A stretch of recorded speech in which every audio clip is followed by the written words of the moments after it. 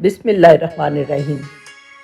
اسلام میں drop shipping کی اجازت ہے یا نہیں؟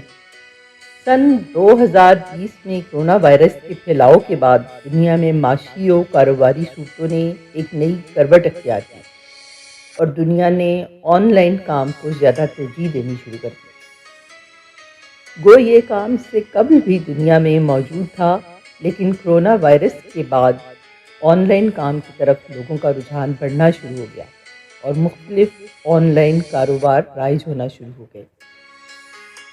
اسی سلسلے کی ایک کڑی ڈراپ شپنگ بھی ہے۔ ملک پاکستان میں بھی یہ ذریعہ کاروبار بڑی تعداد میں رائج ہے۔ ڈراپ شپنگ دراصل انگریزی زبان کا لفظ ہے جس کا مطلب ہے براہ راست ترسیل کرنا۔ ڈراپ شپنگ ایسے کاروبار کو کہا جاتا ہے کہ جس میں بیچنے والا اپنا ایک آن لائن اسٹور بناتا ہے جس میں وہ کوئی سامان بیچنا چاہ رہا ہے، ساتھ ساتھ اس کی تصاویر اور دیگر تفصیلات بھی لگا دیتا ہے، لیکن یہ اشیاء اس کی ملکیت اور قبضے میں نہیں ہے۔ کوئی خریدار اس کے اسٹور پر آتا ہے اور کوئی چیز خریدنے کے لیے آرڈر کرتا ہے، بیچنے والا اس آرڈر کو قبول کر لیتا ہے اور کسی بھی سامان بنانے والے کے آن لائن اسٹور پر جاتا ہے اور وہاں سے وہ سامان آرڈر کر کے اس کو یہ کہہ دیتا ہے کہ یہ سامان خریدار تک پہنچا دیا جائے اور اپنا منافع رکھ کر اصل رقم سامان بنانے والے کو ارسال کر دیتا ہے۔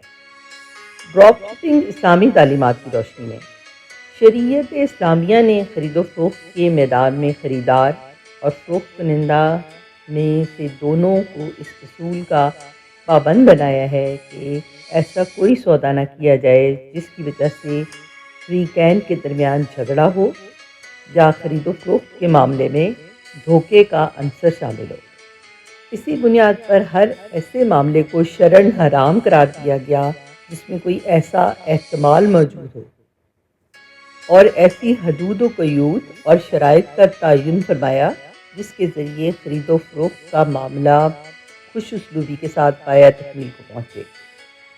انہی شرائط میں سے ایک شرط یہ بھی ہے کہ فروخت کنندہ کوئی بھی ایسی چیز فروخت نہیں کر سکتا جو اس کی ملکیت میں نہ ہو۔ سیدنا حکیم بن حزام رضی اللہ تعالیٰ عنہ سے روایت ہے کہ وہ کہتے ہیں کہ میں نے کہا، اے اللہ کے رسول صلی اللہ علیہ وآلہ وسلم، ایک آدمی میرے پاس آتا ہے اور مجھ سے ایسی چیز خریدنا چاہتا ہے جو میرے پاس نہیں ہوتی، تو کیا میں اس کے لیے بازار سے خرید لوں؟ آپ صلی اللہ علیہ وآلہ وسلم نے فرمایا، ترجمہ: جو چیز تمہارے پاس ملکیت میں نہ ہو اس کو نہ بیچو۔ یہی وجہ ہے کہ اسلامی اصولوں کی روشنی میں خرید و فروخت کا یہ معاملہ جائز نہیں ہے، کیونکہ مذکورہ حدیث کی روشنی میں کسی شخص کا ایسا سامان فروخت کرنا جو اس کی ملکیت میں نہ ہو جائز نہیں ہے۔ یہ حکم اس صورت میں ہے کہ جب کسی معین چیز کی خرید و فروخت کا معاملہ کیا جائے۔ اسلامی اصولوں کے مطابق جو شخص ڈراپ شپنگ کرنا چاہ رہا ہے وہ بطور کمیشن ایجنٹ کام کرے۔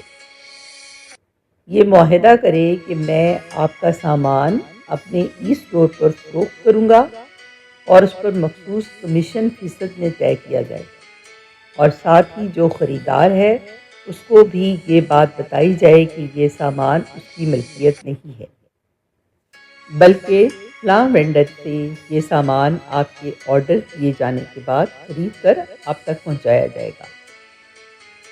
اگر ڈراپ شپنگ کرنے والا شخص خریدار کو یہ نہیں بتاتا کہ یہ سامان اس کا نہیں ہے تو وہ وینڈر کے ساتھ شراکت داری کر سکتا ہے کہ میں آپ کا سامان بیچنا چاہ رہا ہوں، سودے پر جو بھی پروفٹ ہوگا اس کا مخصوص فیصد حصہ میرا ہوگا۔ اس صورت میں خریدار کو وضاحت دینے کی ضرورت نہیں ہوگی کہ یہ سامان اس وقت میری ملکیت میں نہیں ہے، البتہ یہ شرط لازمی ہے کہ منافع فیصد میں طے کیا جائے۔ اس قسم کو شرعی اصطلاح میں بیع الوکالہ کہتے ہیں۔ اسلامی اصولوں کی روشنی میں مدرجہ بالا صورتوں میں ڈراپ شپنگ کا کام کرنا جائز ہے۔